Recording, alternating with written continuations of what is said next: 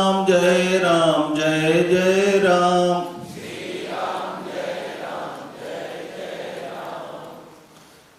इसी के साथ हमारी स्वागत की परंपरा में मैं हमारे बीच में उपस्थित हमारे मुख्य वक्ता आदरणीय श्री प्रशांत पॉल जी के स्वागत के लिए आमंत्रित कर रहा हूं। श्री जीपी सिंह साहब को की वो आए और हमारे मुख्य वक्ता राष्ट्रीय चिंतक विचारक प्रशांत पॉल जी का स्वागत करें।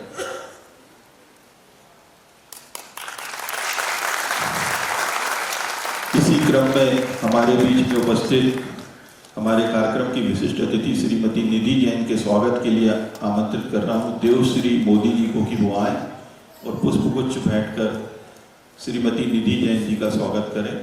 देवश्री मोदी जी समाज के उत्थान और पीड़ित मानवता की सेवा के लिए उन्होंने अपने जीवन को समर्पित कर दिया है। ऐसी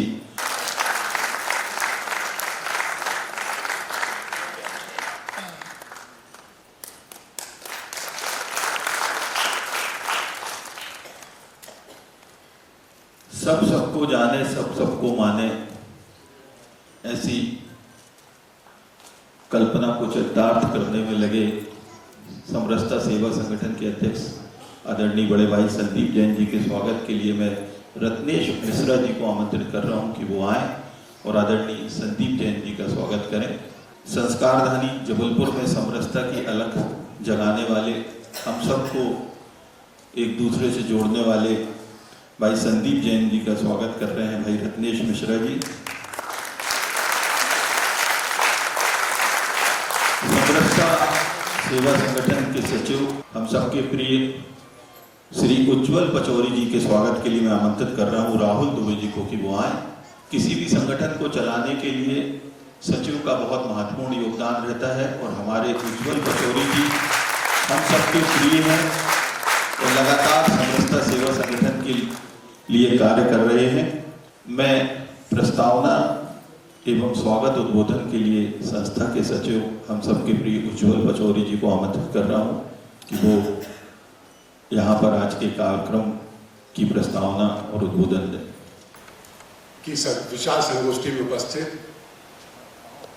सबसे पहले मंच पर जो हमारे चित्र होते हैं भगवान श्री राम का, भारत माता का, नर्मदा माता का, और आज जिनकी जन्म जयंती के अवसर पर 501 जन्म जयंती के अवसर पर उपस्थित हुए रानी दुर्गावती जी और महाराज अग्रसेन जी, उनको प्रणाम करता हूं।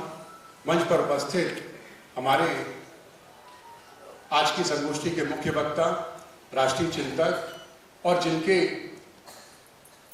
कई पुस्तकें उन विषयों पर, जिन विषयों पर हम कभी उन शीर्षकों पर सोच भी नहीं सकते थे कि हम उन विचारों को इतने विस्तार से पढ़ने मिलेगा, समझने मिलेगा, और आज भी उनकी कई किताबें प्रकाशित हो चुकी और मोबाइल पर जब भी उनका कोई भी ऐसा विषय या शीर्षक आता है, चाहे स्वतंत्रता संग्राम का वो हो, चाहे भारतीय इतिहास की जो भी ऐसे बिंदु हों जो हमसे अनछुए हों, प्रशांत पॉल जी, मैं उनका स्वागत करता हूं। आज हमारे बीच विशिष्ट अतिथि के रूप में श्रीमती निधि जैन जी उपस्थित हैं। आपका भी स्वागत है। सब सबको जाने और सब सबको माने कि उस वाक्य को आगे ले जाते हुए और संगठन को दूसरे कैलेंडर में, और लगभग हम 25 से 30 जयंतियां दूसरे कैलेंडर की भी कर चुके हैं। हमारे अध्यक्ष श्री संदीप जैन जी का भी स्वागत करता हूं। सभागार में उपस्थित आप सभी अपने अपने क्षेत्रों में, अपने अपने समाजों में विशिष्ट स्थान रखते हैं और समरसता सेवा संगठन के हर संगोष्ठियों में, हर कार्यक्रमों में, और जिस प्रकार समरसता सेवा संगठन सांस्कृतिक और हमारी संगोष्ठियां जो वैचारिक और इसके अलावा पर्यावरण से संबंधित भी हमने जो भी अभी वृक्षारोपण से संबंधित कार्य किए हैं, चाहे कितनी भी दूरी रही हो शहर से, आप सबने वहां उन स्थानों पर पहुंचकर उस प्रकृति वाले कार्यक्रम में हो, और चाहे हमारी संगोष्ठियों में आपकी जो उपस्थिति होती है, मैं आप सभी का स्वागत करता हूं, वंदन करता हूं, अभिनंदन करता हूं। मातृशक्ति, युवा साथी हमारे जिस प्रकार से हमें हमारी संगोष्ठियों के बीच पहुंचकर मार्गदर्शन देते हैं, और इसके अलावा भी कई बार ऐसे विषय जो हमारे बड़े कार्यक्रम होते हैं, समरसता की गजलैयां हो, या समरसता की होली हो।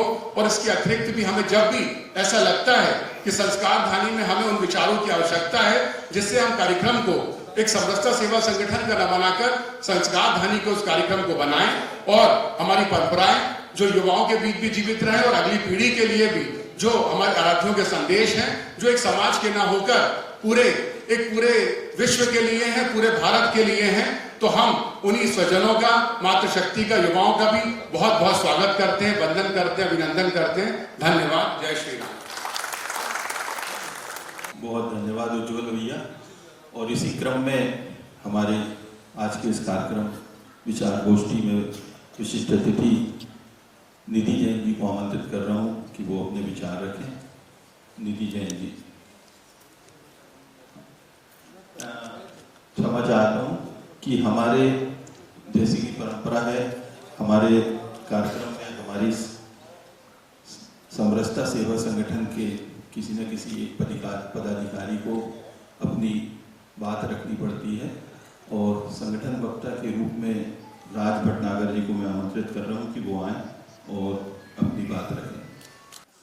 समरसता सेवा संगठन की ओर से आप सभी का आत्मीय स्वागत और वंदन करता हूं कि आप आज वीरांगना रानी दुर्गावती जी की 501वीं जयंती और भगवान अग्रसेन जी की जयंती के उपलक्ष्य में यहाँ पर उपस्थित हुए हैं। हमारे मुख्य वक्ता जो हैं वो हमारी रानी दुर्गावती, जो वीरांगना जिनका जन्म 5 अक्टूबर 1524 को बांदा जिले के कालिंजर किले में हुआ था और उनका विवाह जबलपुर के हमारे गढ़ा कटंगा के राजा दलपत शाह जी से हुआ था। रानी दुर्गावती जी जिन्होंने मुगलों के सामने कभी हार नहीं मानी और एक प्रण किया था कि यदि धोखे से भी हार उनको दिखेगी तो वह अपने प्राण स्वयं ही न्यौछावर कर देंगी। और ऐसा ही उन्होंने किया कि जबलपुर के जब मुगलों के सामने वो उनको लगा कि अब वह ज्यादा दूर नहीं भाग पाएंगी, तो उन्होंने स्वयं ही खंजर निकाला और अपने सीने में घोंप कर अपनी जो है प्राण दे दिए। वीर गति को प्राप्त हुई। नमन करता हूं ऐसी हमारी वीरांगना को। साथ ही आज महाराजा अग्रसेन जी जो प्रभु श्री राम के वंशज थे, राम राज्य के जो समर्थक थे, जिन्होंने समाज को एक नई दिशा दी, माता महालक्ष्मी के उपासक थे और उन्होंने समाज में एक व्यापार की जिस तरह की नीति लागू की और समाज का सुचारू रूप से संचालन किया। नमन करता हूं महाराजा अग्रसेन जी को। इन्हीं के बारे में आज आप और हम सभी जानेंगे हमारे मुख्य वक्ताओं द्वारा। जय श्री राम, वंदे मातरम। हमारे बीच में आज के हमारे इस कार्यक्रम के मुख्य अतिथि उप पुलिस महानिरीक्षक आदरणीय श्री टी.के. विद्यार्थी साहब उपस्थित हो गए हैं। मैं उनके स्वागत के लिए आमंत्रित कर रहा हूं भाई अशोक नामदेव जी को कि वो आए और हमारे मुख्य अतिथि महोदय का स्वागत करें। श्री अशोक नामदेव जी ले रहे हैं। ऐसे आदरणीय टी.के. विद्यार्थी जी को हम अपने बीच से पाकर गौरवान्वित हैं।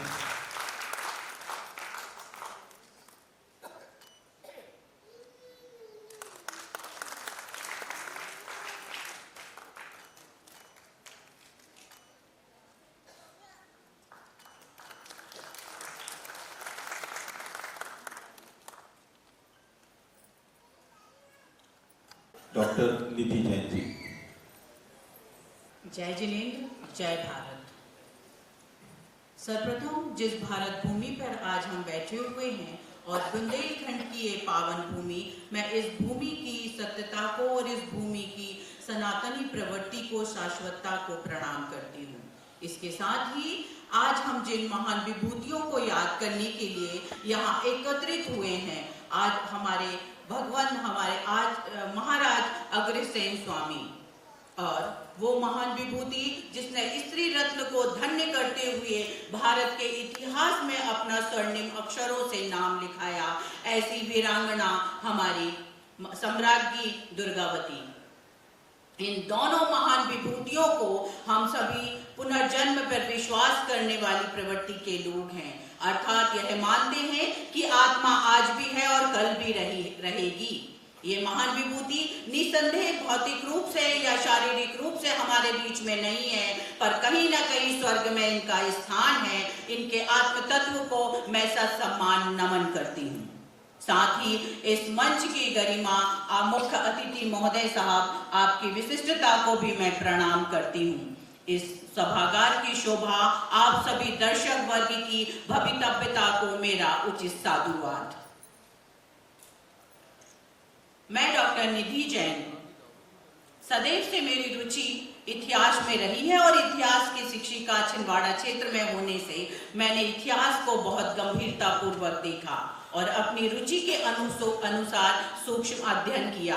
कुछ तथ्य मेरे अध्ययन और अन्वेषण के द्वारा मेरे समक्ष आए, जो मैं आज आपके समक्ष लेकर साझा करने के लिए यहाँ उपस्थित हुई हूँ।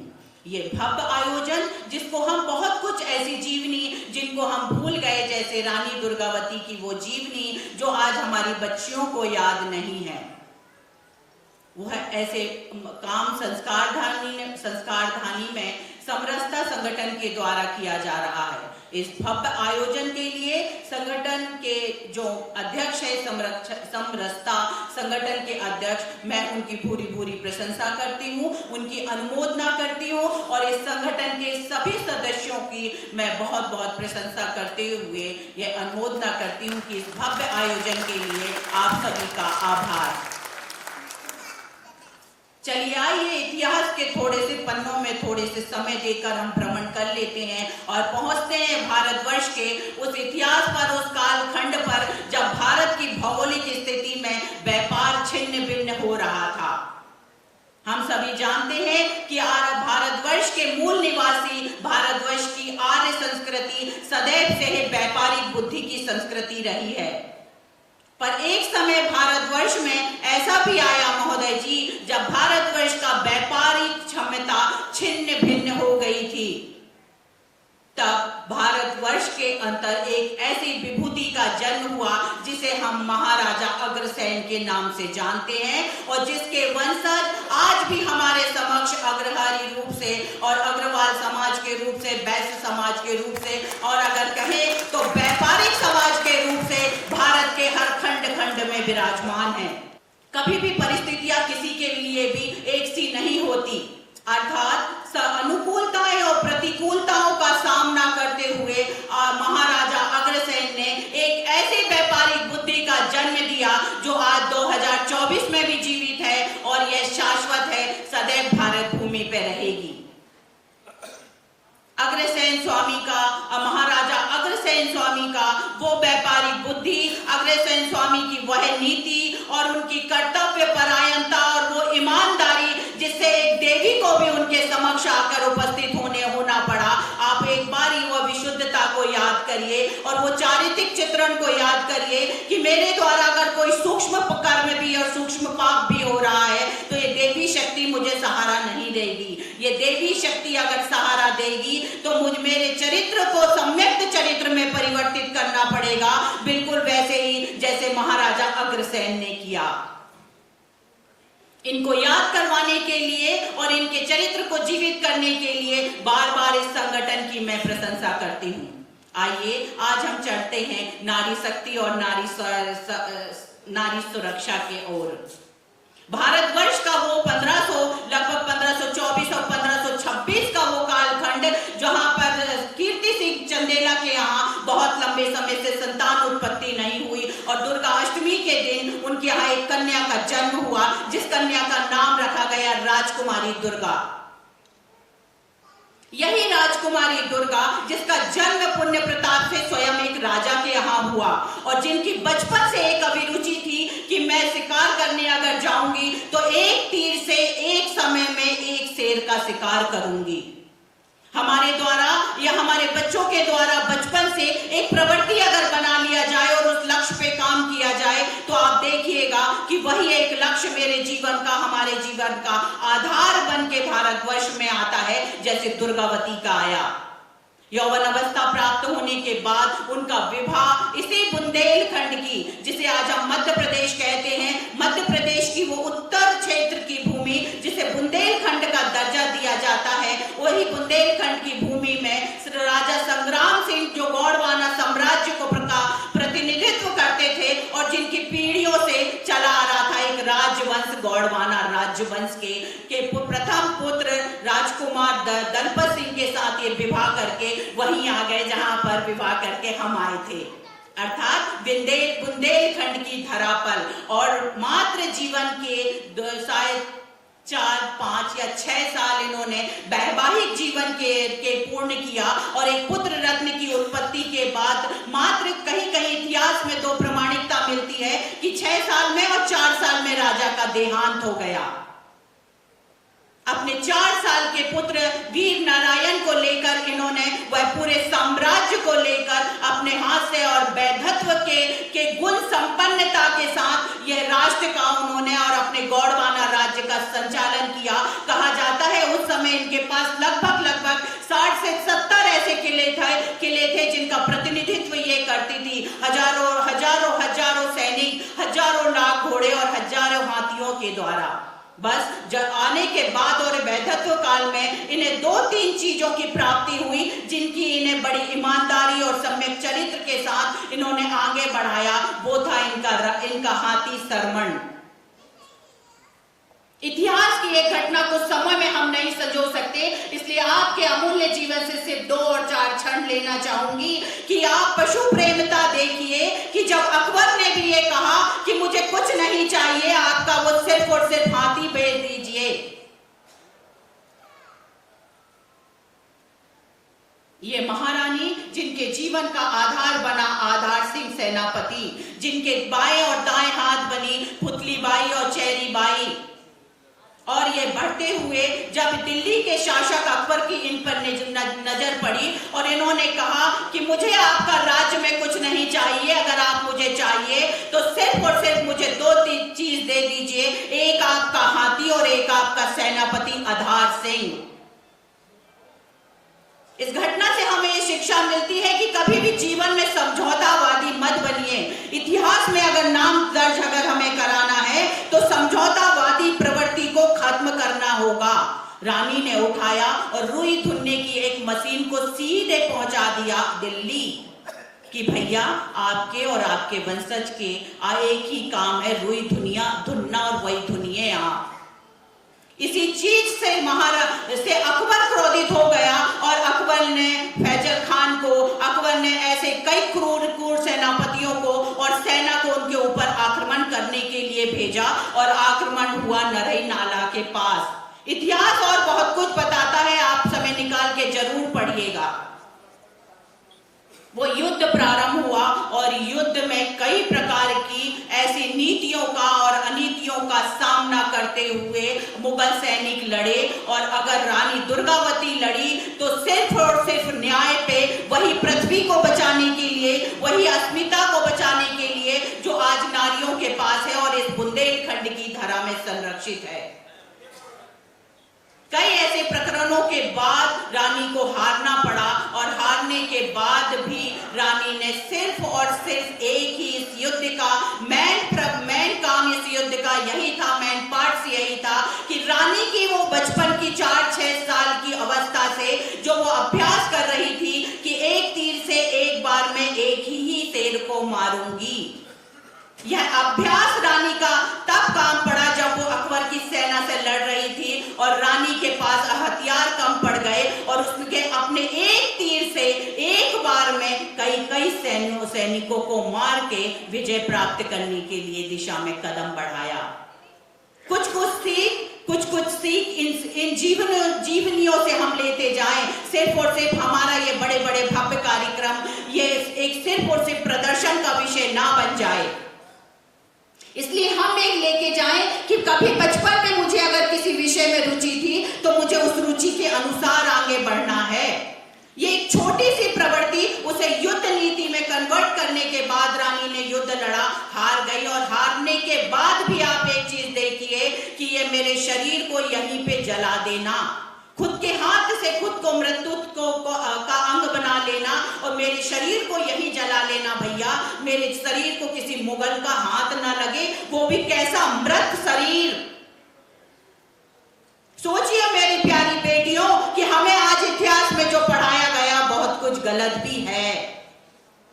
इसीलिए कभी भी याद रखिए, अपने चरित्र को उन्नत और सम्यक्त बनाने पर ध्यान रखिए। कभी भी वो वैधत्व का इतना लंबा समय वो स्त्री ने ऐसे जी लिया जैसे साक्षात दुर्गा जीती है। अपने समाज की स्थिति को सुधारने के लिए हर नारी को आगे आना पड़ेगा और सुरक्षा अपने हाथ में लेके जीनी पड़ेगी। आपराधिक प्रवृत्तियों को त्याग के इन महान चरित्र वाली स्त्रियों, इन महान चरित्र वाले व्यक्तित्व से, चरित्र से हमें ज्ञान लेके आगे बढ़ना पड़ेगा जब हम भारतवर्ष को एक समरसता की स्थिति में लेके आने के लिए कार्यकारी होंगे। मेरा आप सभी से बस यही निवेदन है कि ये सुंदर चरित्र चित्रण, आज जरा जरा सी बात पे हम समझौता पे उतर आते हैं। कोई पद चाहिए, प्रतिष्ठा चाहिए, या कोई राजनीतिक पावर चाहिए, या किसी न किसी प्रकार से सिनेमा उद्योग में स्थान चाहिए, और कैसे कैसे समझौते कर जाते हैं। एक बार सोचिए और एक महान चरित्र को सोचिए कि जिए तो ऐसे जिए जैसे महारानी दुर्गा स्वयं जी रही हो। मेरा आप सभी से ये निवेदन है कि कामदेव भी हे भारतवर्ष की महान स्त्रियां, बेटा कामदेव भी आपके समक्ष आके खड़े हो जाएं तो हमारे ये अग्नि पुराण, हमारे ये गरुड़ पुराण, हमारे ये ऋग्वेद, हमारे ये उत्तर पुराण, इन महान पुराणों से आप ज्ञान लेके आगे बढ़िए, इनका चरित्र चित्रण पढ़िए। फिल्म उद्योग जो दिखा रहा है, जरूरी नहीं बेटा कि उसका सही अन्वेषण करके आपको वो चीज दिखाई जा रही है। बहुत सारी चीजें तोड़ मड़ोड़ करके जब ग्रंथों की टीकाओं में आ गई तो बहुत सारी चीजें भी मनोरंजन उद्योग में आ गई। हर पिता को ये होना चाहिए कि मैं मेरी बेटी के लक्ष्य के साथ जाऊंगा, जैसे कीर्ति सिंह चंदेला दुर्गावती के साथ गए। तेरी है ना बेटा लक्ष्य, इसी के साथ आगे बढ़। पता नहीं उसको कब जीवन में काम पड़ जाए और वो चीज आगे बढ़ जाए। भारतवर्ष और भारतवर्ष की समस्त नारियां एक बात पे ध्यान रखे कि कभी भी इनसे शिक्षा लेके कि मैं मेरे इतिहास में, मैं मेरे ग्रंथों में किसी प्रकार की कोई भी टीका हो जाए उसमें परिवर्तन नहीं होने दूंगा। जैसा श्लोक लिखा गया है, आपकी बुद्धि अगर उस अनुसार काम कर रही है तो बिल्कुल वैसा ही उसका अर्थ बताइए। जो है इतिहास में उसका बिल्कुल वैसा ही अर्थ बताइए। इतिहास पढ़िए और इतिहास से सही जानकारी लीजिए और भारतवर्ष को एक महान भारतवर्ष जो भरत चक्रवर्ती के नाम से प्रतिष्ठित है, इस भारतवर्ष को उसी रूप में लेके आइए जिस रूप में इसका जो मूल रूप है, जो गुणधर्म है, वो जब आएगा जब हम इनके एक सूक्ष्म विश्लेषण से जुड़ेंगे, वो जब आएगा जब हम स्वयं अध्ययन से जुड़ेंगे। आप सभी ने मुझे सुना, आप सभी का अनंत अनंत धन्यवाद। आपकी सभी की उपस्थिति को प्रणाम करते हुए, सभी से धन्यवाद करते हुए, जय जिनेंद्र, जय भारत। गागर में सागर के समान था। आपने रानी दुर्गावती से लेके भगवान महाराज अग्रसेन तक के संपूर्ण जीवन के बारे में बड़े विस्तार से, बड़े कम शब्दों में, समझने वाली भाषा में हम सबको समझाया। उसके लिए इस सभागार में बैठे सभी हमारे पूज्य और परिजन से आग्रह है कि ताली बजाकर एक बार पुनः उनका स्वागत करें। उद्बोधन के इसी क्रम में हमारे आज के कार्यक्रम के मुख्य अतिथि उप पुलिस महानिरीक्षक आदरणीय श्री टी.के. विद्यार्थी जी को मैं आमंत्रित कर रहा हूं, जिनका हमेशा से स्नेह हम सबको मिलता रहता है। वो आए और हमें संबोधित करें। आदरणीय श्री टी.के. विद्यार्थी जी। आदरणीय प्रशांत पोल जी, आदरणीय निधि जी, संस्कार धनी में सामाजिक समरसता का अलग जगाने वाले हमारे भाई संदीप जी, और उनकी पूरी टीम, और कहीं ना कहीं सामाजिक समरसता के इस पूरे अभियान का हिस्सा बनने वाले आप सभी संस्कार धनी के महापुरुष, सभी बंधु, सभी बहन। रानी दुर्गावती जी, मैं राजा अग्रसेन की जयंती के अवसर पर मैं उनको शत शत नमन करता हूँ। मेरे को एक कैलेंडर संदीप जी ने भेजा था, जिसमें मैं देख रहा था कि वर्ष भर में जो भी महान पुरुष हुए हैं, जिनकी जयंतियाँ सेलिब्रेट पूरे हम सभी लोग मिलकर करते हैं, तो पूरी सारी उस सूची में सारे त्यौहार, सारे वो लीडर्स जो हमारे रहे हैं, उनके नाम अंकित थे, जयंतियों का उल्लेख था। निश्चित रूप से समाज के समय समय पर डिफरेंट टेनोर्स में, डिफरेंट डिबेट्स में, अलग अलग सेंचुरीज में अलग अलग लीडर्स हुए। मूल भावना मानवीयता की थी, प्रेम की थी, सद्भाव की थी, और उसको लेके समाज के लीडरों ने अलग अलग तरीके से अपनी अपनी चीज़ों को प्रचारित प्रसारित किया, और लोग उसमें सूत्रबद्ध होते चले गए, उनकी बातों को मानते चले गए। हमारे सामाजिक समरसता के इस ग्रुप ने उन सारे महापुरुषों को, सारे हमारे समाज के लीडर्स को हिंदुस्तान में एक सूत्र में पिरोने का काम कर रहे हैं, एक सूत्र में बांधने का काम कर रहे हैं, जो इस समय हिंदुस्तान की एक बहुत बड़ी समस्या है। जहां तक हम यदि विश्व पटल की बात करें तो आप पाएंगे कि हिंदुस्तान में अभी भी बहुत स्थिरता है, बहुत हमारे वैल्यूज हैं, हमारे बहुत मोरल हैं, जिनके कारण कभी भी हमारे देश में कोई ऐसी अराजकता, अशांति और विद्रोह की स्थिति पैदा नहीं हो सकती। यदि हम अपने नेबरिंग कंट्रीज की बात करें, पड़ोसी देशों की बात करें, तो आपको मालूम है पाकिस्तान हो, बांग्लादेश हो, नेपाल हो, श्रीलंका हो, भूटान हो, बर्मा हो, कहीं भी कोई भी अस्थिरता की स्थिति पैदा हो जाती है। मालूम पड़ता है कोई आर्मी फोर्सेस वहाँ पे घुस गई, जनता ने रिवोल्ट कर दिया, लोग उनके घरों में घुस के लीडरशिप चेंज कर दी। अपने हिंदुस्तान में ये क्या पॉसिबल है? ये अराजकता, शांति कहीं संभव हो सकती है? उसका कारण है कहीं ना कहीं हम लोग एक दूसरे के प्रति एक इतने डेमोक्रेटिक सिस्टम में इतने बंधे हुए हैं कि हम आर्मी के इंटरवेंशन की बात भी नहीं सोच सकते। हम अपनी वर्किंग में सोच सकते हैं कि आर्मी हमारे बीच में घुस जाएगी, वो हमारे बीच काम करने लगेगी, हमारे बीच वो हमारे डे टू डे वर्किंग में कैप्चर कर लेगी हमारे सिस्टम को, तो ये संभव नहीं है। हमारा इंटरनल सिक्योरिटी सिस्टम बहुत स्ट्रांग है। लोकल हम बात करें तो हमारी पुलिस व्यवस्था है जो crime and law and order को आपके सहयोग से, आपके पार्टिसिपेशन से कंट्रोल करती है। यदि हम बॉर्डर्स की बात करें तो हमारी बॉर्डर सिक्योरिटी फोर्स है जो हमारी सीमाओं पर अपनी तैनाती करके हमारी बॉर्डर को सुरक्षित रखती है। हमारी ITBP है जो हिमालयाज के हमारे फोर्सेस है, सारे सिक्योरिटी सिस्टम को अंजाम देती है। हमारे जितने इंडस्ट्रियल सेक्टर्स हैं, हमारे जितने एयरपोर्ट्स हैं, वहाँ पर हमारी CISF तैनात है। रेलवेज में हमारी रेलवे प्रोटेक्शन फोर्स RPF काम करती है। तो हमारा इंटरनल सिस्टम इतना स्ट्रांग है कि कभी अराजकता, अशांति, रिवोल्ट की बात नहीं हो सकती। और उससे ज़्यादा महत्वपूर्ण केंद्र बिंदु यह है कि हम सब लोग कहीं ना कहीं उस वैल्यूज को मानते हैं, उस मोरल को मानते हैं, जिसके कारण इस तरह के विचार हमारे मन में कभी नहीं आ सकते कि हम उठें और नरसंहार चालू कर दें, हम विद्रोह चालू कर दें। तो ये हिंदुस्तान की एक पहचान है। आज सबसे बड़ी जो आवश्यकता है वो आवश्यकता है कि कैसे विभिन्न जातियों, धर्मों में बटे हुए देश को हम एक सूत्र बांध के उसको और नई ऊंचाइयां दें, कैसे हम इसका उत्कर्ष, उन्नयन और एक शानदार और आगे आने वाली चीजों को बेहतर कर पाए। तो उसके लिए ये जो ग्रुप दिखाई दे पड़ रहा है, जिसका ये संचार अभी पूरे संस्कार धानी में कर रहे हैं, उसको और ज्यादा बेहतर तरीके से और ज्यादा लोगों को जोड़ के, हर कोई जोड़ना चाहिए इस पूरे अभियान में। तो वास्तव में हम इस माटी के साथ, हिंदुस्तान की माटी के साथ न्याय करेंगे। अपनी जो हमारी पृष्ठभूमि है, हमारे जो संस्कार हैं, हमारी वैल्यूज हैं, उन स्ट्रेंथिंग करेंगे और देश कहाँ से कहाँ पहुँच जाएगा। अब USA की बात करते हो, आपने देखा होगा एक सर्टेन फोर्सेस पार्लियामेंट में अटैक कर देती है। वहाँ मालूम पड़ रहा है 8 लाइसेंस मिले हुए एक बच्चा स्कूल के 6 बच्चों को मार दे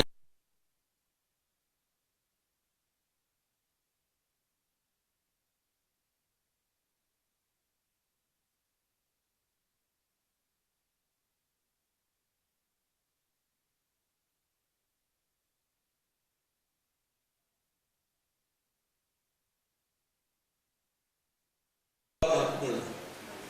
मैं संस्कार धानी में हमारे सीनियर सिटीजन्स के लिए एक अभियान आस्था के नाम से चलाता हूँ।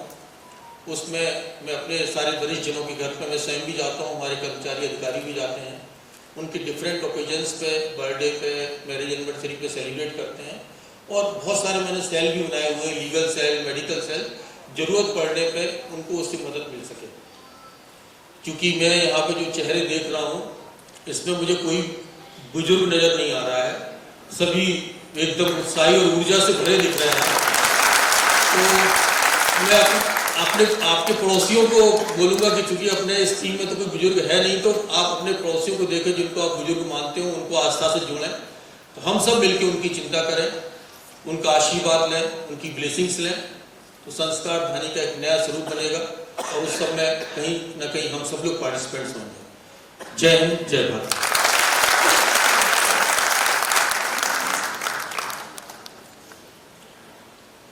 बहुत धन्यवाद।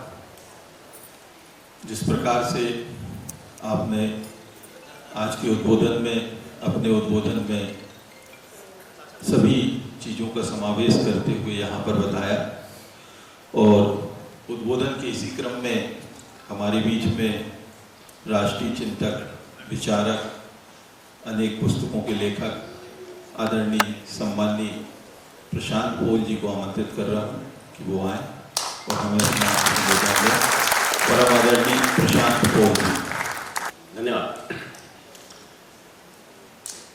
इस कार्यक्रम के मुख्य अतिथि आदरणीय टी के विद्यार्थी जी, डॉक्टर निधि जैन जी, ये पूरा समरसता सेवा संगठन जिनके नेतृत्व में चल रहा है, ऐसे हमारे प्रिय मित्र संदीप जी, उज्जवल जी और समरसता सेवा संगठन की पूरी टीम जो पिछले लगभग 1.5 वर्षों से पूरे इस महानगर को एकजुट करने में लगी है।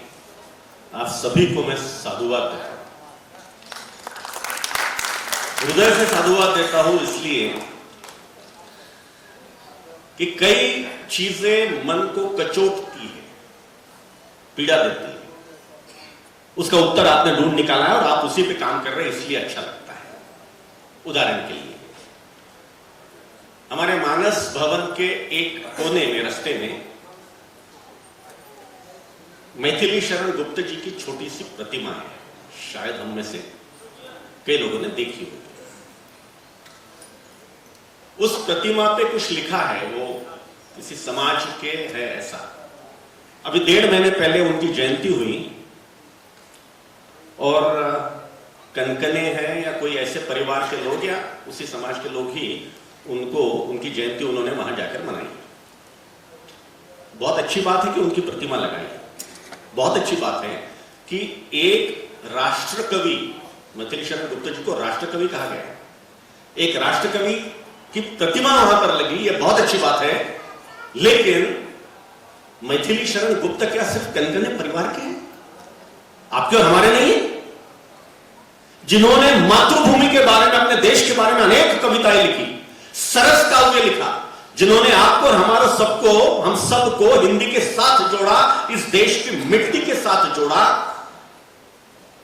मातृभूमि नाम की कविता में उनके कुछ शब्द हैं, नीलांबर परिधान हरित तट पर सुंदर है, सूर्य चंद्र युग मुकुट मेखला रत्नाकर है।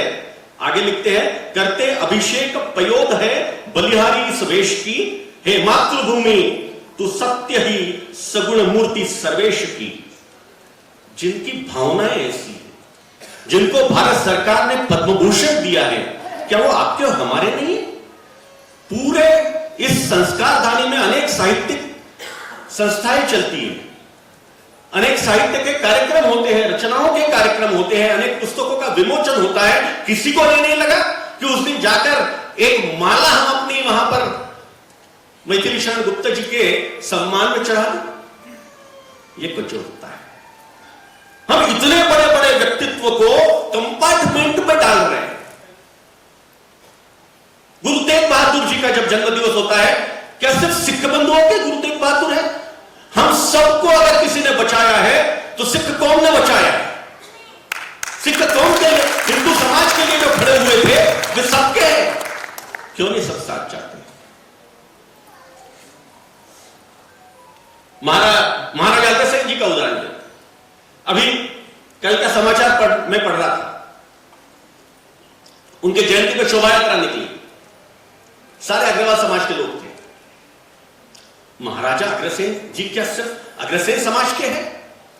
हम जानते हैं उन्होंने क्या किया है आपके और हमारे लिए, वो बताया नहीं जाता दुर्भाग्य से। मैं कई अग्रवाल समाज और उस समाज के लोगों से पूछा कि क्या उन्होंने किया है, नहीं बता पाते हम, क्योंकि हम तक ही वो नहीं पहुंचा है। महाभारत का युद्ध चल रहा था, प्रारंभ होने वाला था। कौरव और पांडवों की ओर से प्रत्येक राजा को आमंत्रण आ रहे थे कि हमारी ओर से आपको युद्ध लड़ना है। महाराजा अग्रसेन जी के जो पिता थे, महाराजा वल्लभ सेन महाराज, उनको पांडवों की ओर से आमंत्रण आया कि आपको हमारी ओर से युद्ध लड़ना है। वे सहर्ष जाने के लिए तैयार हुए। महाराजा अग्रसेन जी की आयु उस समय 16-17 वर्ष की थी। वे जिद करने लगे कि मुझे भी युद्ध में जाना है। पिताजी ने मना किया क्योंकि उनको विनाश दिख रहा था, युद्ध में कोई बचेगा नहीं, ऐसा उनको स्पष्ट दिख रहा था। इसलिए उन्होंने कहा कि नहीं बेटा, इस युद्ध में नहीं जाना। लेकिन वो जिद करने लगे। उनकी माता जी ने, महाराजा अग्रसेन जी की माता जी ने अपने पति से कहा, महाराजा वल्लभ सेन जी से कहा, यह क्षत्रिय है, क्षत्रिय का बेटा क्या युद्ध के मैदान में नहीं जाएगा? युद्ध तो उसने देखना ही चाहिए। फिर महाराजा वल्लभ सेन जी ने उनको सारथी के रूप में अपने साथ में लेकर गए। उन दिनों युद्ध में यम नियमों का बराबर पालन होता था। सारथी पर कोई भी तीर नहीं चलाता था, उसको कोई मारता नहीं था, सारथी को अभय था। रात को युद्ध नहीं होता था, सारथी को मारना नहीं, ये सारे नियम थे, सारे लोग उसको मानते थे।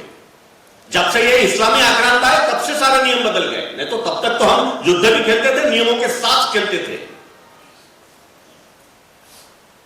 उस युद्ध में भारी विनाश हुआ, हम सभी जानते हैं, सारे लोग मारे गए, महाराजा वल्लभ सेन भी मारे गए, अग्रसेन जी जीवित रहे। युवा अवस्था थी, सारा विनाश उन्होंने देखा। उनके सामने चिंता थी कि यह विनाश से हमारा जो समृद्ध राष्ट्र है वो कैसे खड़ा होगा। सारे लोग तो बड़े बड़े सारे लोग तो चले गए, जो समृद्ध देश खड़ा था वो कैसे फिर से खड़ा होगा। और इसलिए क्षत्रिय होने के बाद भी उन्होंने व्यापार के नियम बनाए। एक ईंट 1 रुपया तो हम सुनने में आता है, लेकिन कई व्यापार के नियम बनाए। वो हर जगह घूमे, अपने राज्य में उन्होंने व्यापार को बढ़ोतरी मिले इस प्रकार के कायदे कानून बनाए। व्यापार को सिर्फ अपने राज्य में नहीं तो बाकी के जगह भी व्यापार होना चाहिए, इसलिए उन्होंने भ्रमण किया, अपने लोगों को भेजा। उनके पूरे राज्य में 18 अलग अलग उन्होंने उसके विभाजन किए थे। वो 18 कुल आज भी वैश्य समाज के कुल कहलाते हैं। यह क्षत्रिय व्यक्ति पूरे अपने राष्ट्र को उन्नति पर लेकर जाने के लिए, समृद्धि पर लेकर जाने के लिए और व्यापार की रचना करता है, कितनी बड़ी बात है। उसके बाद में हमारा देश 1-2 सैकड़ों नहीं तो हजारों वर्ष तक विश्व का सबसे समृद्ध देश था। हम नहीं कह रहे। प्रोफेसर अंगस मेडिसन नाम के बहुत बड़े अर्थशास्त्री हो गए, उन्होंने अनेक पुस्तकें लिखी है। उन्होंने आंकड़ों के साथ सिद्ध करके दिया है कि पहली शताब्दी से लेकर तो अंग्रेज आने तक भारत कैसा था। पहली शताब्दी में हम 1/3 से ज्यादा पूरे विश्व का व्यापार हम करते थे।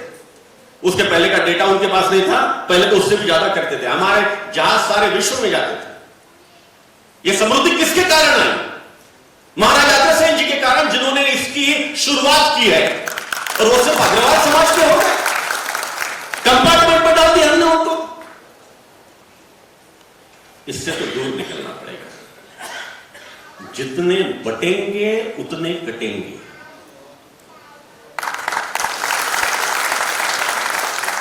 बांग्लादेश में जो अभी हत्याकांड हो रहा है, जो जिनोसाइड हो रहा है, उसका एक वीडियो भी देखा। उस वीडियो में एक हिंदू व्यापारी पर वो वहां के उपद्रवी आक्रमण कर रहा है, उनको हाथ जोड़ के बोल रहा है मैं आपकी पार्टी बीएनपी पार्टी का हूं। ये सारा किया वो बीएनपी पार्टी ने किया है। वो कह रहे अरे हट, तू काफिर है, इतना काफी है, मार दिया। हम काफिर है, इसलिए जितना बटेंगे उतना कटेंगे। इसलिए ये सारे कंपार्टमेंट निकाल करके हमें एक होना पड़ेगा। राष्ट्र पुरुषों को हमने जो बांट लिया है, छत्रपति शिवाजी महाराज किसके तो मराठों के हो गए आजकल। क्यों मराठों के हो गए? कभी भूषण राज कह गए अगर शिवाजी न होते तो सुन्नत होती सबकी, काशी मस्जिद तो होती अगर शिवाजी न होते। ऐसे शिवाजी सिर्फ मराठे क्यों हो गए? आपके और हमारे नहीं, हम सबके हैं, ये सारे लोग सबके हैं। इसलिए सब सबको जाने, सब सबको माने, ये जो टैगलाइन है ये बहुत काम की है, ये आवश्यक है। समाज के रूप में एक रहना ये आवश्यक है। हमारे पुरखों ने यह चित्र देखा था। हमारे पुरखों ने कभी भी समाज को इस प्रकार से विभाजित होने की कल्पना भी नहीं की थी। हमें हमारे यहां जाति कभी भी जन्म के आधार पर नहीं थी। इसीलिए महाराज अग्रसेन क्षत्रिय होने के बाद भी वैश्य समाज के कुलगुरु है, कुलपुरुष है। जिन्होंने महाभारत लिखी, महर्षि वेदव्यास किसके पुत्र थे? ब्राह्मण नहीं थे, मछुआरे के पुत्र थे। पाराशर, ऋषि पाराशर, जिनके नाम से पाराशर स्मृति लिखी गई, वेदों में जिनके ऋचाएं हैं, ऐसे ऋषि पाराशर कौन थे? तो स्मशान में जो चांडाल रहते हैं, उस चांडाल के पुत्र थे ऋषि पाराशर। वशिष्ठ, महर्षि वशिष्ठ जो राजगुरु थे रामायण में, जिनके नाम से गोत्र है, ऐसे महर्षि वशिष्ठ एक वेश्या के पुत्र थे। ऐसे अनेक उदाहरण दे सकते हैं। हमारे यहां जाति या कभी भी जन्म के आधार पर नहीं थी, गुणों के आधार पर थी। और इसीलिए एक क्षत्रिय ऐसे महाराजा अग्रसेन जी ने बता दिया कि व्यापार कैसे होते हैं, समृद्धि कैसे लाई जाती है, और इस पूरे राष्ट्र को फिर से सुजलाम सुफलाम बनाया, समृद्ध बनाया।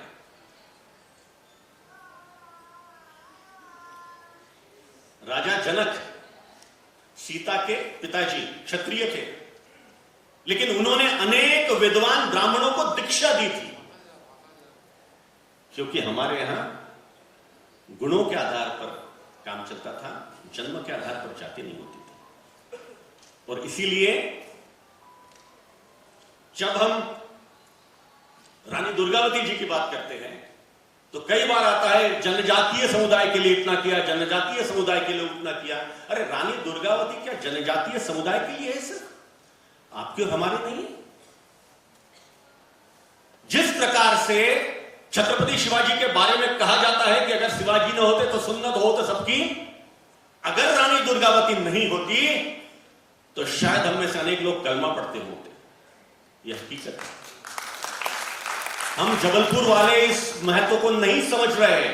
हजारी प्रसाद द्विवेदी जी ने कहा था कि रानी दुर्गावती का पूरा चरित्र पढ़कर और उसके ऊपर शोध करके कि यह तो अवतारी महिला थी, अवतार जैसे लेते ईश्वर वैसी महिला थी, और हम लोग सिर्फ उनको जनजातीय और नेता के रूप में उसको प्रोजेक्ट कर रहे हैं। गलत है। रानी दुर्गावती के हम सब पर इतने ज्यादा उपकार हैं। उन्होंने जिस प्रकार से इस पूरे राज्य को संभाला था,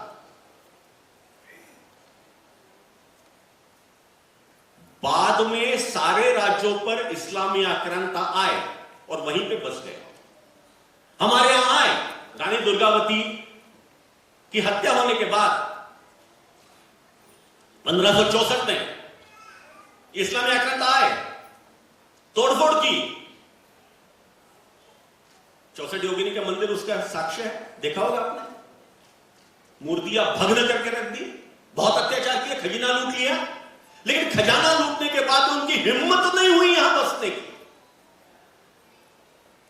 1480 से लेकर तो 1564 यह हमारे पूरे इस कालखंड का स्वर्ण युग था। लेकिन 1564 में रानी दुर्गावती की मृत्यु के पश्चात उनके जो वंशज थे वे मांडलिक जरूर बन गए, लेकिन ये दिल्ली में बैठे हुए जो मुगल थे, अकबर के बाद वाले सारे औरंगजेब तक, उनकी हिम्मत अपने पूरे राज्य को अपने हाथ में लेने की नहीं हुई, क्योंकि वो जानते थे कि यहां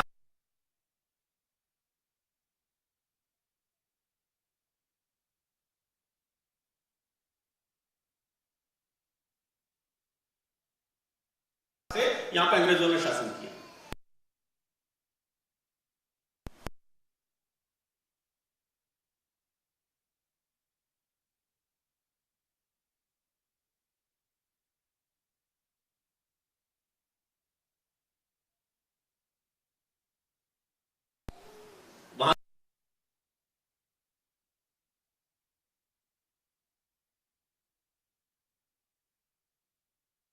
वैसे हमें नहीं सहन करने पड़े, ये रानी दुर्गावती जी के कारण।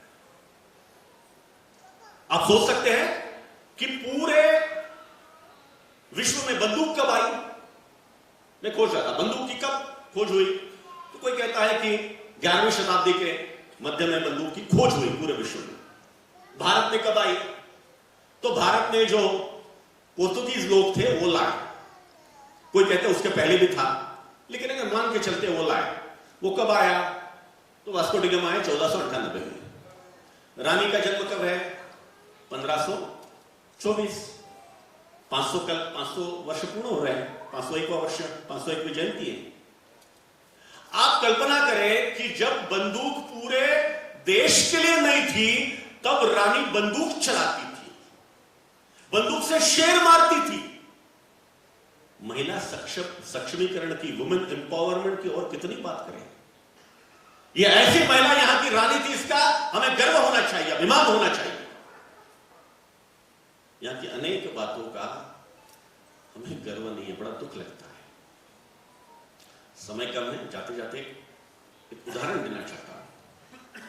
रानी दुर्गावती के या गौड़ शासन के पहले यहां त्रिपुरी का बड़ा शासन था, त्रिपुरी कहलाता था। ये जो 64 योगिनी आप और हम जाते हैं, 64 योगिनी का नाम पहले गोलकी मठ था। ये विश्वविद्यालय था, ये गणित का, खगोल शास्त्र का ये विश्वविद्यालय था, और इसकी शाखाएं बहुत दूर दूर तक फैली थी। अपने मध्य प्रदेश में रीवा के पास एक शिलालेख मिला है, लेकिन ज्यादा इसका प्रभाव दक्षिण में था, महाराष्ट्र में था, दक्षिण में था। दक्षिण में आंध्र में था। आंध्र में काकतीय वंश, ये बहुत बड़ा डायनेस्टी है वहां पे, काकतीय डायनेस्टी, काकतीय वंश। वो काकतीय वंश इस पूरे गोलकी मठ के शिष्य थे। ये गोलकी मठ की शुरुआत किसने की? तो 10वीं शताब्दी में ईशान शिव गुरुदेव ने की।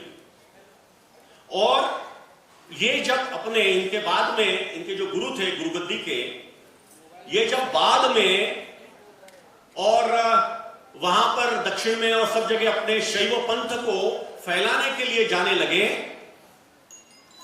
तो 10वीं शताब्दी में ईशान शिव गुरुदेव, इन्होंने आचार्य सद्भाव शंभू करके व्यक्ति थे। आचार्य सद्भाव शंभू यहां आंध्र में गए और काकतीय राजा उनसे इतने प्रभावित हो गए कि पूरे काकतीय डायनेस्टी ने पूर्णतः गोलकी मठ की शैव पद्धति को अपना लिया और वो उसके शिष्य बन गए। त्रिवेंद्रम से 100 वर्ष पहले एक पुस्तक निकला, त्रिवेंद्रम संस्कृत सीरीज के अंतर्गत। उस पुस्तक का नाम है 10वीं सदी की ईशान शिव गुरुदेव पद्धति, नाम ही उसका है। अब ये आचार्य सद्भाव शंभू जी के शिष्यत्व लेने के बाद उनकी गुरुगद्दी हो गई अपनी गोलकी मठ।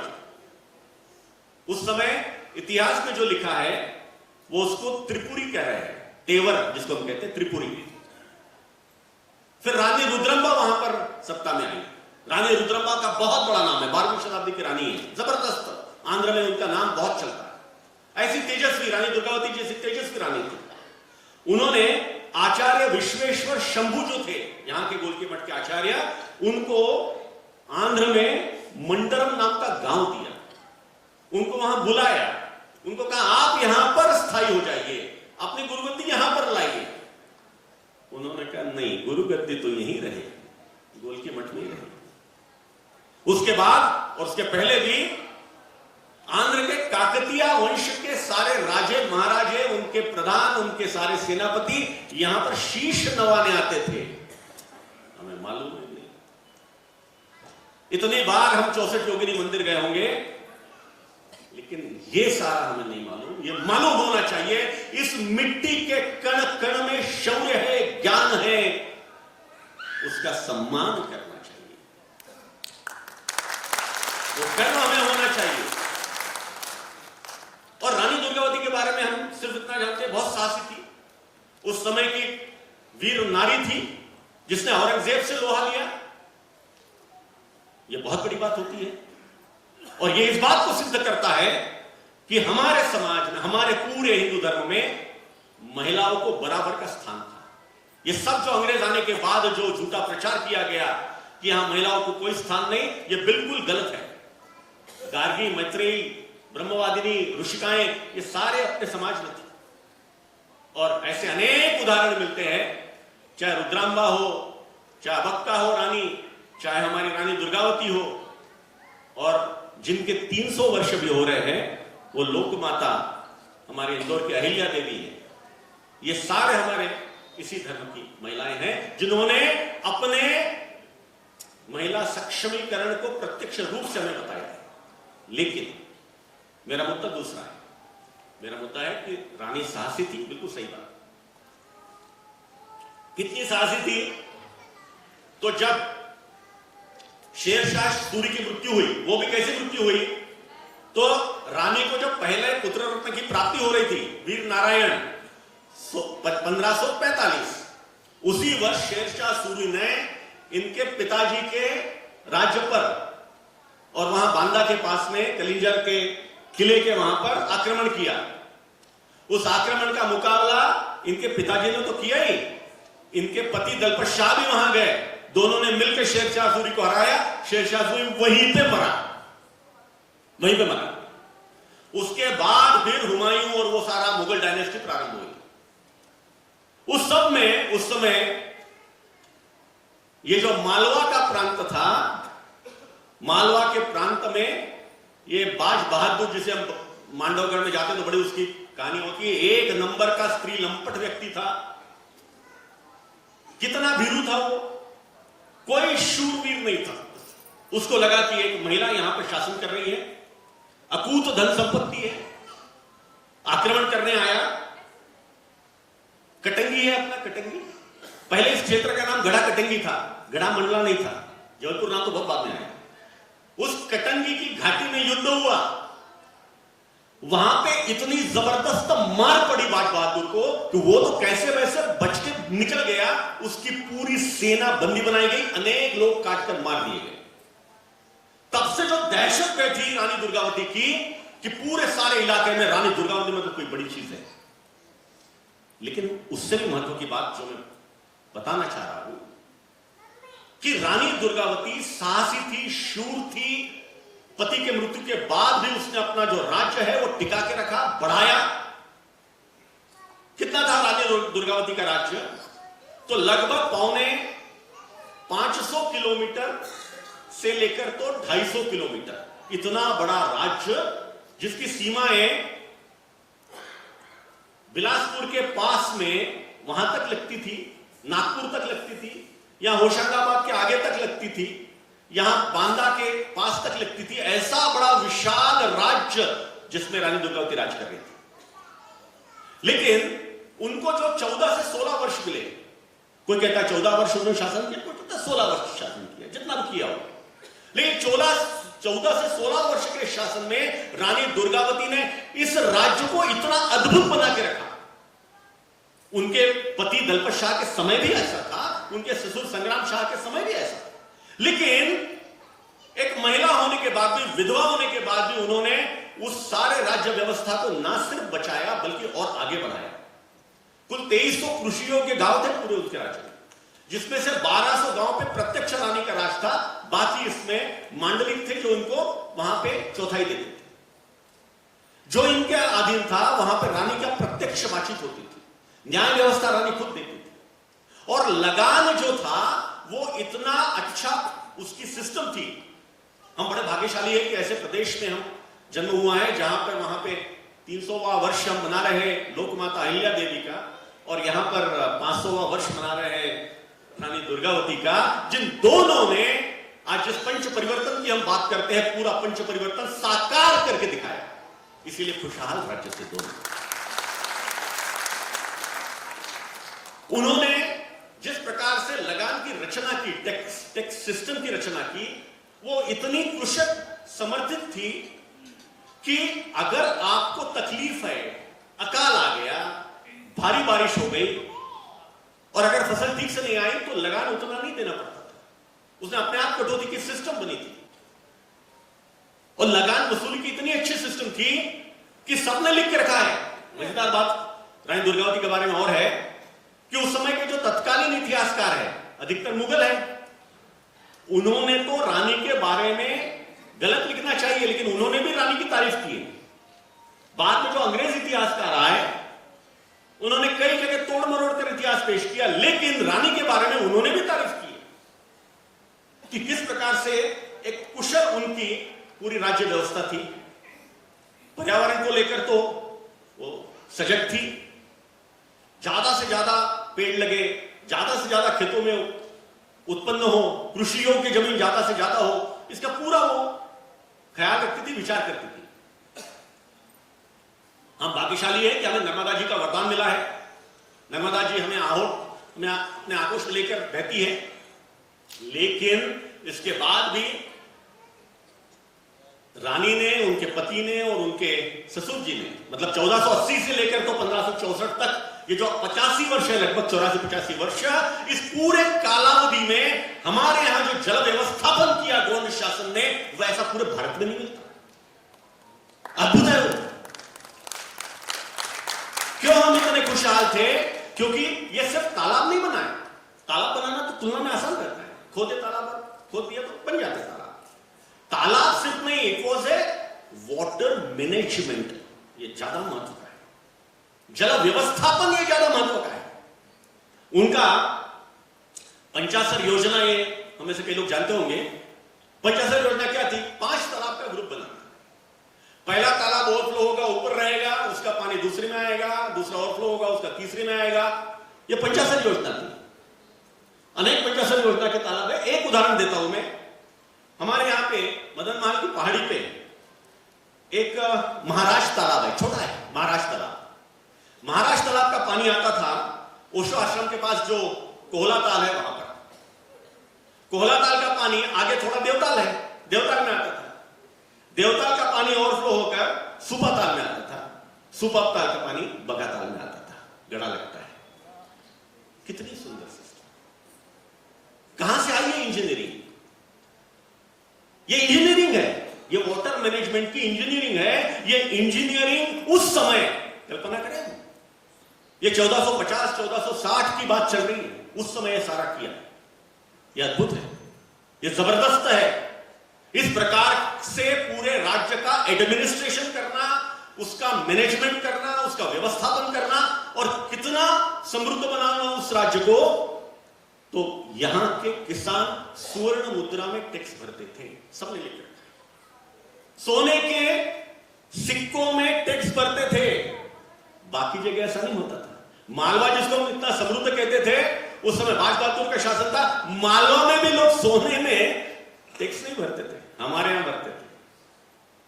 हमारे यहां टैक्स ने हाथी दिए हैं, ये वर्णन है, हाथी दिए हैं। इतना समृद्ध शासन रानी का था।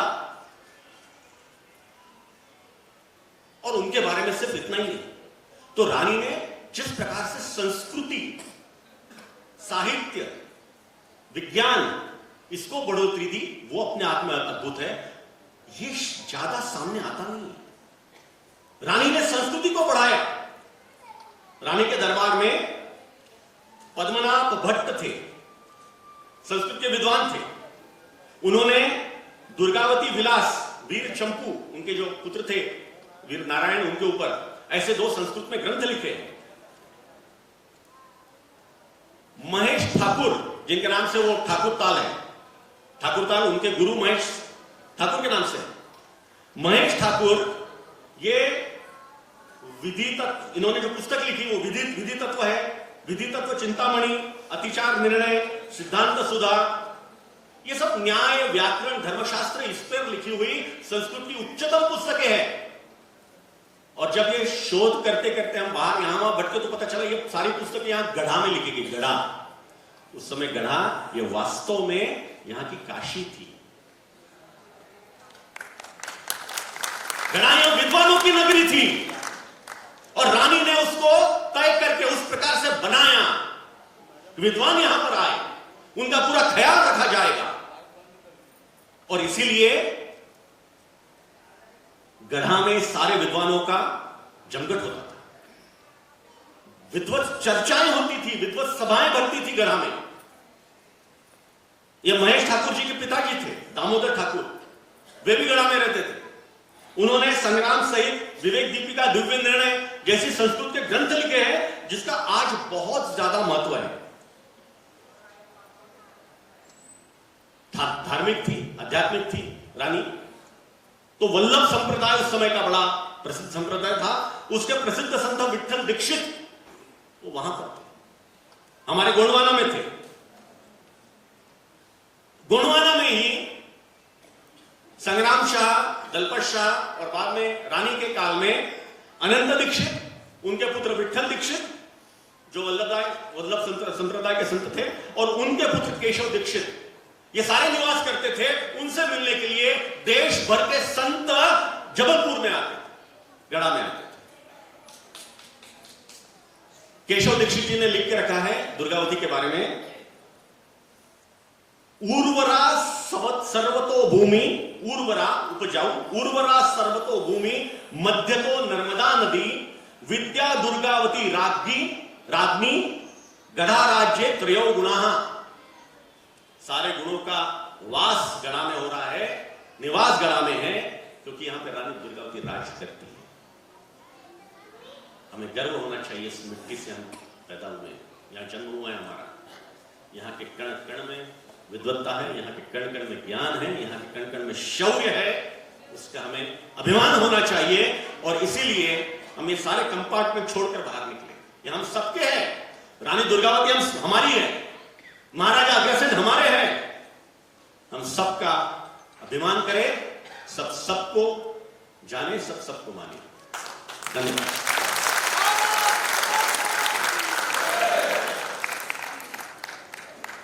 बहुत धन्यवाद। निश्चित ही आपके विचारों के माध्यम से हमने इतिहास की उन बारीक से बारीक चीज़ों को अभी सुना जो अभी तक हमारे स्मृति पटल में नहीं थी। एक महत्वपूर्ण विषय आपने मैथिली शरण गुप्त जी का संज्ञान में लाया है। समरसता सेवक संगठन इसी प्रकार का कार्य हमेशा करते आया है कि हमारे जो भी महापुरुष, जो भी हमारे आराध्य हैं, उनकी जन्म जयंती और पुण्यतिथि के माध्यम से, संगोष्ठी के माध्यम से उनके जीवन दर्शन को हम सबको अवगत कराएं। रानी दुर्गावती जी के बारे में इतने विस्तार से, चूँकि जैसा कि उनका जन्म दुर्गा अष्टमी के दिन हुआ था, और अतिशयोक्ति नहीं होगी कि माता दुर्गा का अंश और माता दुर्गा का आशीर्वाद, शक्तियाँ उनमें रही, तो उन्होंने इतने कम अपने अल्प जीवन में इतना बेहतरीन प्रबंधन और एक संरचना हम सबको देके गए। और आज हम जिस वातावरण में मध्य प्रदेश में रह रहे हैं, और इसमें गौड़ राजवंश का बहुत बड़ा योगदान है। और संगोष्ठी कार्यक्रम जो प्रथम सत्र के बाद हम द्वितीय सत्र में प्रवेश कर रहे हैं। इस सत्र में हम समाज की उन प्रतिभाओं को और विशिष्ट जनों को यहाँ सम्मानित करते हैं। मैं सर्वप्रथम आमंत्रित कर रहा हूँ जो हमारे नवयुवक और हमारी बहनों ने विशेष उपलब्धियाँ हासिल की हैं, ऐसे मैं आवाज़ दे रहा हूँ अवनी अग्रवाल जी को, जिन्होंने 10th क्लास CBSE में 97% प्राप्त किए हैं। उनसे आग्रह यहाँ पर मंच पे आते जाएं। सोनिया जी, जिन्होंने 10th क्लास ICSE बोर्ड में 91% प्राप्त किए हैं। अविष्का अग्रवाल जी,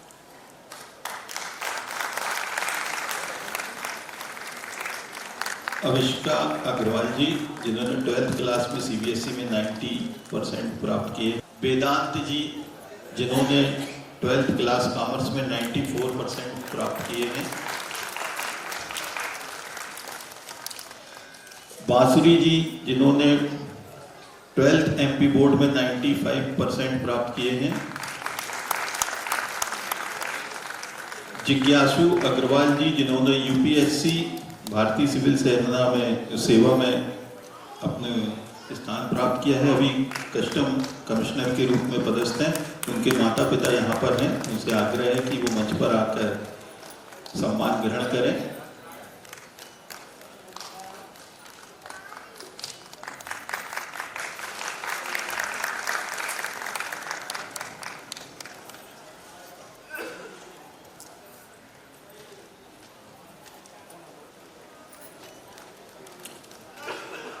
श्री जिज्ञासु अग्रवाल जी के माता पिता सम्मान प्राप्त कर रहे हैं।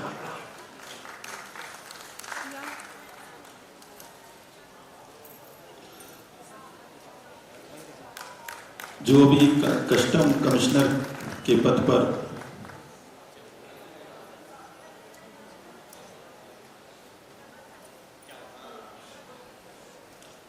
रूही अग्रवाल जी NDFC नेशनल विनर हैं।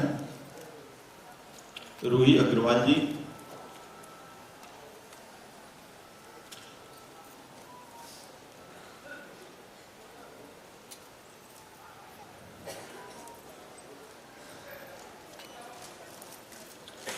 स्वाति अग्रवाल जी, जिन्होंने PhD की हुई है। स्वाति अग्रवाल जी,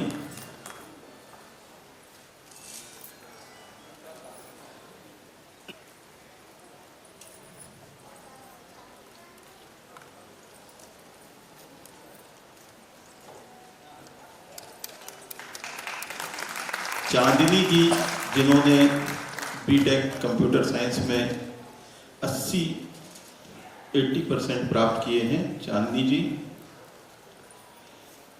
रितिका जी, जिन्होंने BTech में उच्चतम स्थान प्राप्त किया है।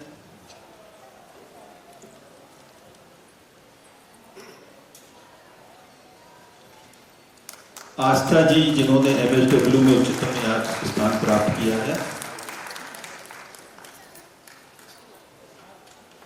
सादिका जी, जिन्होंने BSc में उच्चतम स्थान प्राप्त किया है।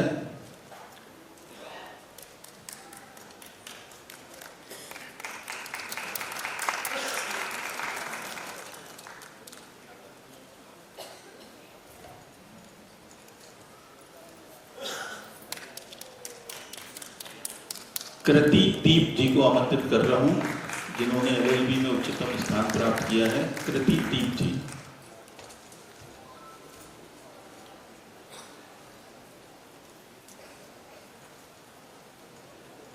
मास्टर उदयंत जी, जो तबला वादक हैं। मास्टर उदयंत जी।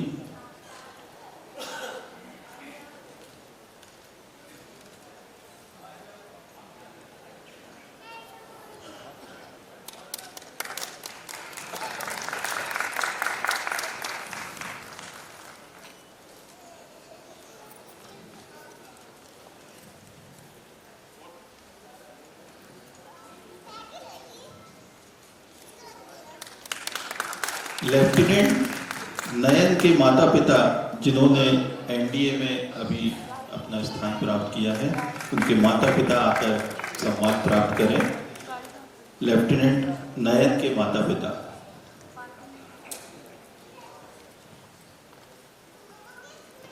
पलक, जिन्होंने B.Ed में उच्चतम स्थान प्राप्त किया है। पलक जी। लेफ्टिनेंट नयन के माता पिता, जिन्होंने NDA को फेस करके उच्चतम स्थान प्राप्त कर लेफ्टिनेंट के पद पर ट्रेनिंग ज्वाइन की है।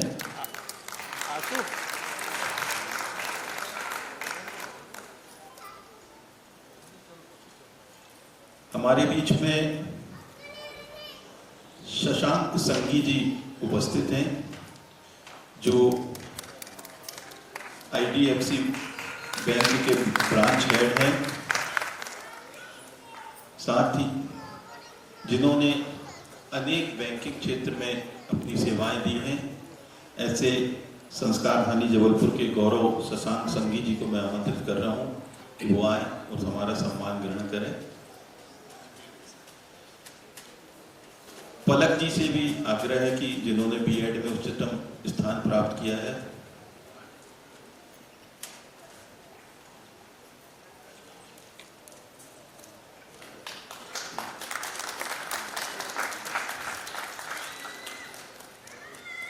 शशांक संघी जी ने अनेक बैंकों में अपनी सेवाएं दी हैं। अभी आप IDFC बैंक में ब्रांच हेड हैं। Axis bank, IndusInd bank, IDFC, HDFC से लेकर अनेक बैंकों में जिन्होंने सेवाएं दी हैं।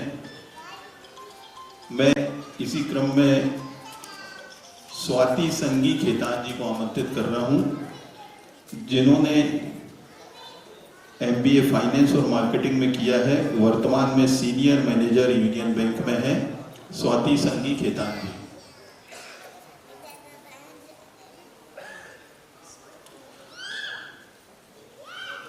ये MP MET में ब्रिलियंट स्टूडेंट रही है। जबलपुर संस्कार धानी को जिन्होंने गौरवान्वित किया है। इसी क्रम में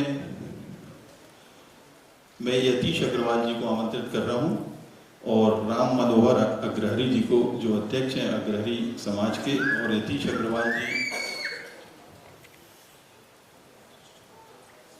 जबलपुर अग्रवाल सभा के आदरणीय यतीश अग्रवाल जी से आग्रह है। आदरणीय राम मनोहर अग्रहरी जी हमारे बीच में हैं, अध्यक्ष हैं अग्रहरी वैश्य समाज के।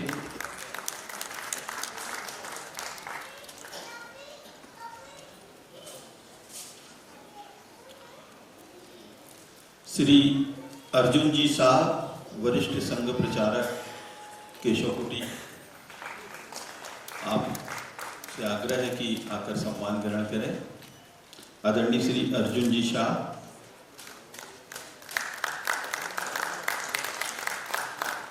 श्री नरेश कुलस्ते जी, जो गौड़ समाज महासभा के अध्यक्ष हैं, उनसे आग्रह है सम्मान ग्रहण करें। श्रीमती अर्चना ओरचे जी, वरिष्ठ समाज सेविका।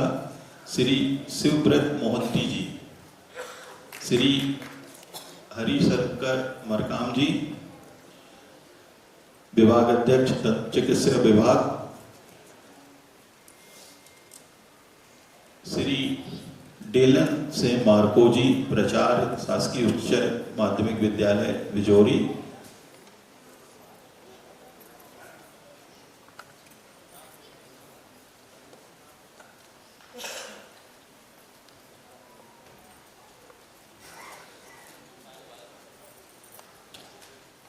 आप सभी से आग्रह है कि महान विभूतियों का यहाँ सम्मान हो रहा है। आपकी तालियां लगातार इन विभूतियों के प्रोत्साहन में।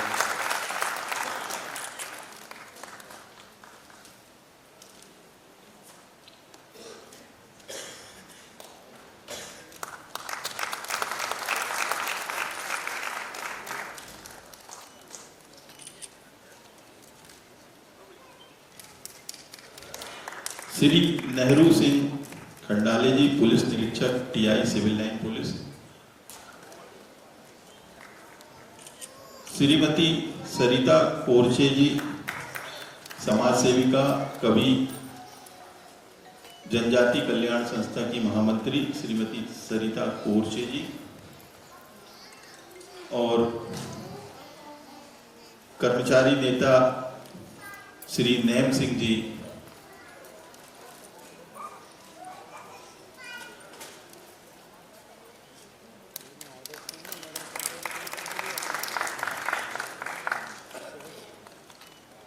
आदिवासी समाज के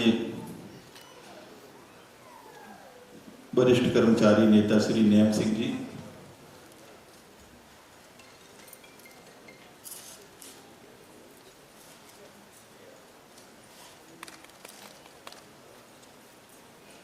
इसी के साथ हमारी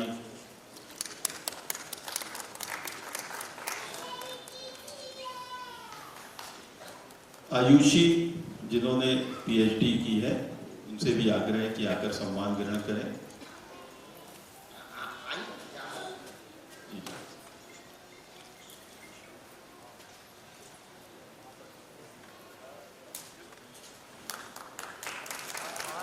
आयुष जी उनसे भी एमपीपीएससी में जिन्होंने उच्चतम स्थान प्राप्त किया है।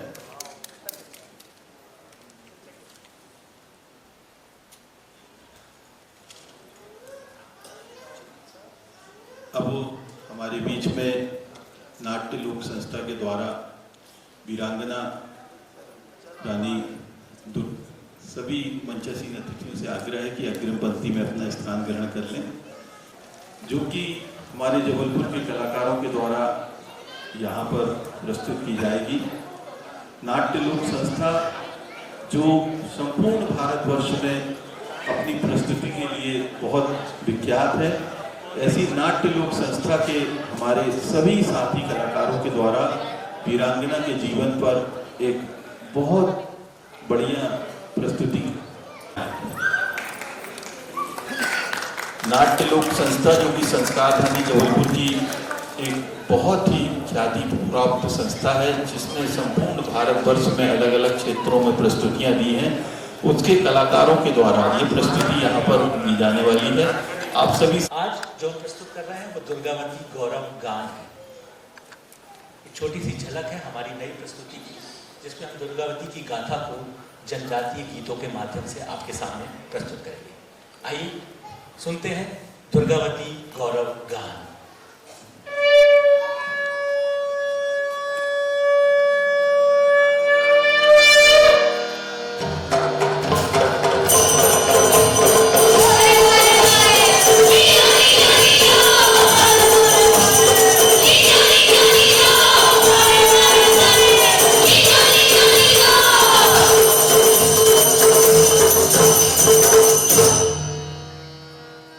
चंदेलों की बेटी थी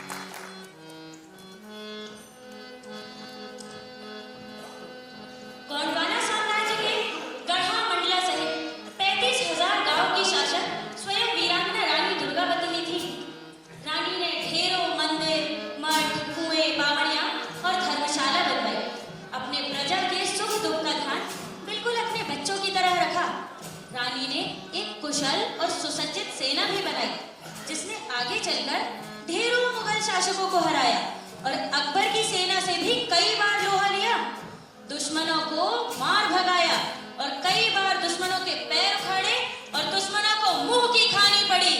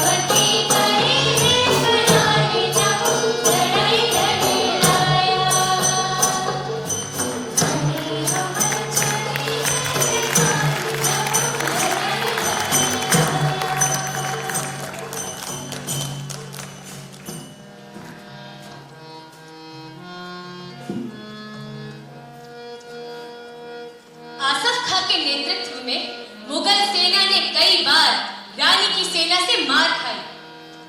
तब नरई नाला के अंतिम युद्ध में आसफ खां की सेना ने रानी को घेर लिया। तब अचानक नरई नदी में बाढ़ आ गई। अब रानी का बचना भी मुश्किल था। तभी एक तीर रानी की दाई कनपट्टी पर आ धंसा। रानी ने जोर के साथ उसे खींचा, पर तीर की नोक कनपट्टी पर धंसी रह गई। शत्रु के तीरों की वर्षा हो उठी। तभी दूसरा तीर भी रानी की गर्दन पर आ धंसा। जब रानी को लगा कि अब उनका बचना मुश्किल है, तब उन्होंने अपने मंत्री आधार सिंह जी से कराहते हुए कहा, आधार सिंह जी, आप मुझे अपनी कटार से मार दीजिए। मैं नहीं चाहती कि मेरे जीते जी कोई भी बैरी मेरी देह को स्पर्श भी करे। आधार सिंह फपक पड़े और कहने लगे, मैं अपनी स्वामिनी रानी दुर्गावती को कैसे मार सकता हूं। महावत ये सब देख रहा था, उससे दुर्गावती का दर्द देखा नहीं गया। उसने तुरंत दुर्गावती के पैर छुए और उन्हें अपनी कटार दे दी। दुर्गावती ने तुरंत ये कटार अपनी छाती में घोंप ली। कटार छाती से चिपके दलपतशाह को छेदती हुई पार हो गई और लोक देवी मातृभूमि पर सदा सदा के लिए न्यौछावर हो गई। धन्य है ऐसी महारानी दुर्गावती।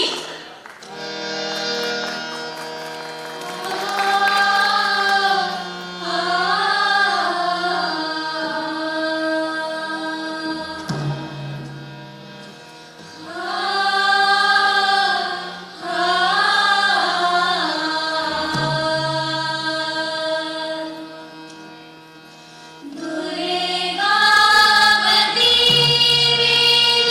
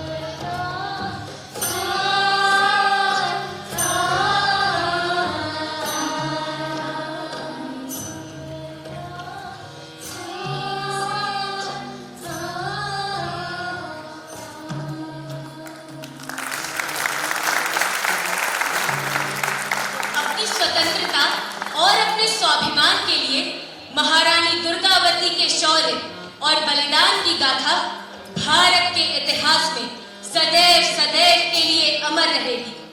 भारत के जन जन के लिए वे सदा प्रेरणा की स्रोत बनी रहेंगी। हम उनकी 500वीं जयंती पर उन्हें श्रद्धा सुमन अर्पित करते हैं।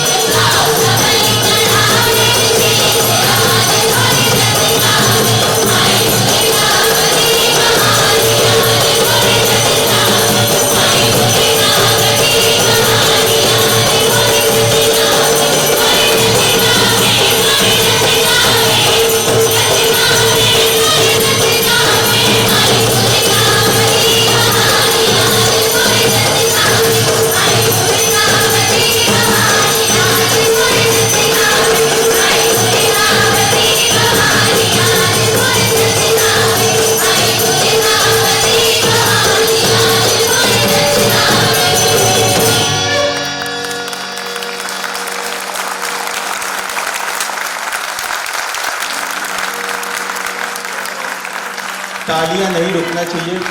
आदरणीय मुख्य अतिथि जी से आग्रह है कि 2 मिनट का समय और लगेगा। सम्मानीय अतिथियों से आग्रह है कि मंच पर आ जाएं।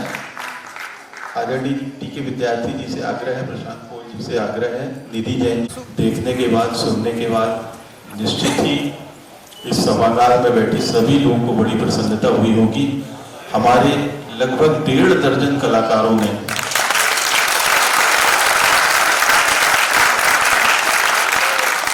लगभग यतीश अग्रवाल जी से आग्रह है कि वो मंच पर आ जाए। लगभग 1.5 दर्जन कलाकारों ने दुर्गावती गौरव गाथा को बड़े अच्छे से प्रस्तुत किया। हमारी एक बिटिया, ग्रुप फोटो होना है, बच्चे रुक जाएं। नित्या गुप्ता जी, उनसे आग्रह है कि वो यहाँ पर आकर अपना पुरस्कार ग्रहण कर लें, जिन्होंने ओलंपियाड में गोल्ड प्राप्त किया है।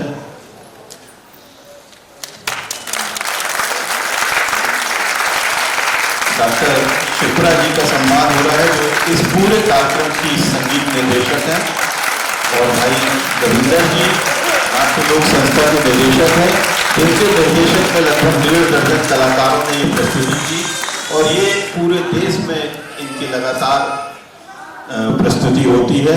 ऐसे संस्कार धानी के हमारे अच्छे कलाकारों के लिए आप बहुत अच्छे से ताली बजाएं।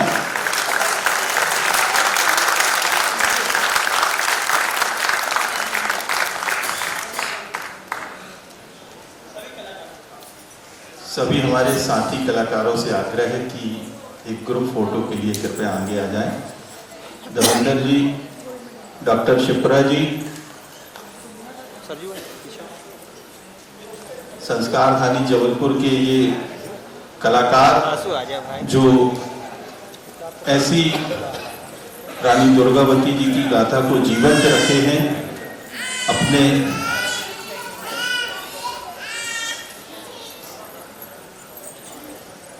अग्रवाल समाज के हमारे सभी वरिष्ठ जनों से आग्रह है कि वो यहाँ पर अपना रुकेंगे।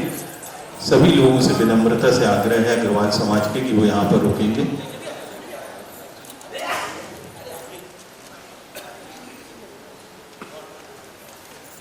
समूह चित्र के लिए अग्रवाल समाज के लोगों को यहाँ पर आना है। सभी से आग्रह है कि यहाँ पर कृपया रुकें।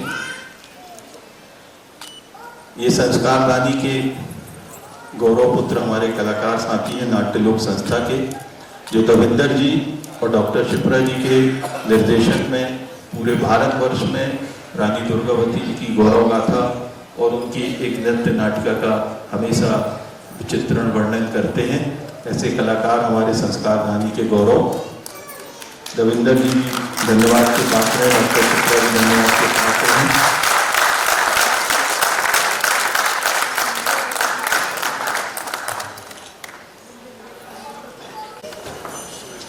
सुरेश चंद्र जी अग्रवाल जी, श्रीमती अनीता अग्रवाल जी, श्रीमती शुभांगी अग्रवाल जी, श्री श्याम अग्रवाल जी, श्री मनोज अग्रवाल जी, श्री आनंद अग्रवाल जी, श्री सतीश अग्रवाल जी, श्री भगवत अग्रवाल जी, श्री अनिल अग्रवाल जी, श्री रितेश अग्रवाल मंडी वाले, श्री रितेश अग्रवाल गुड़ाई वाले, शैलेश अग्रवाल जी, श्री पीके अग्रवाल जी, श्री गिरीश अग्रवाल जी, श्री नीरज अग्रवाल जी। सभी समाजजनों से आग्रह है कि समूह चित्र के लिए मंच पर आप सादर आमंत्रित हैं। हमारे अग्रवाल समाज की सभी विभूतियों से आग्रह है कि मंच पर समूह चित्र भाई राकेश अग्रवाल जी, भाई राकेश अग्रवाल जी कोतवाली वाले, उनसे आग्रह है मंच पर आ जाएं। श्रीमती आशा ब्रजमोहन जी से भी बड़ी विनम्रता से आग्रह है कि समूह चित्र के लिए वो मंच पर आ जाएं।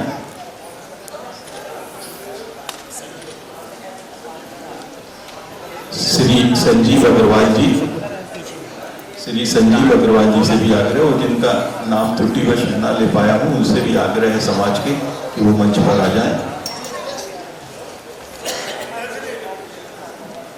जो भी आज बच्चे यहाँ सम्मान प्राप्त करने के लिए आए थे, अगर किसी का नाम छूट गया हो तो वो यहाँ पर आकर अरुण भैया से संपर्क कर ले।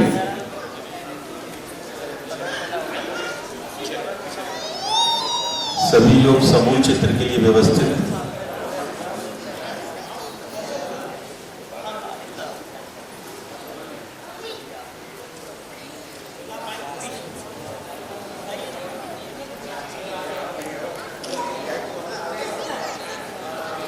हमारे छायाकार भाई छोटू से निवेदन है कि सभी को व्यवस्थित खड़ा करा दें।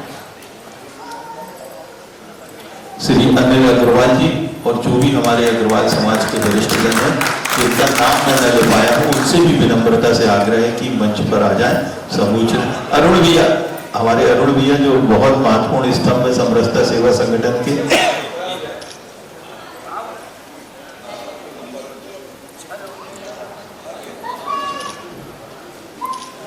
सभी अग्रवाल समाज के लोगों से एक बार फिर विनम्रता से आग्रह है कि अगर संचालक की त्रुटि से नाम न ले पाया हूं तो क्षमा करते हुए यहां मंच पर आ जाएं। राकेश अग्रवाल जी,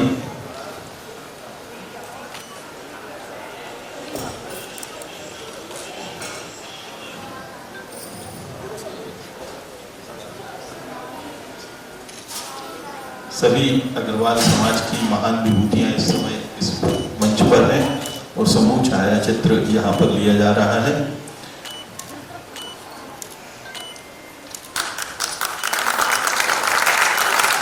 आप सभी को महाराजा अग्रसेन की जन्म जयंती की बहुत बहुत शुभकामनाएं।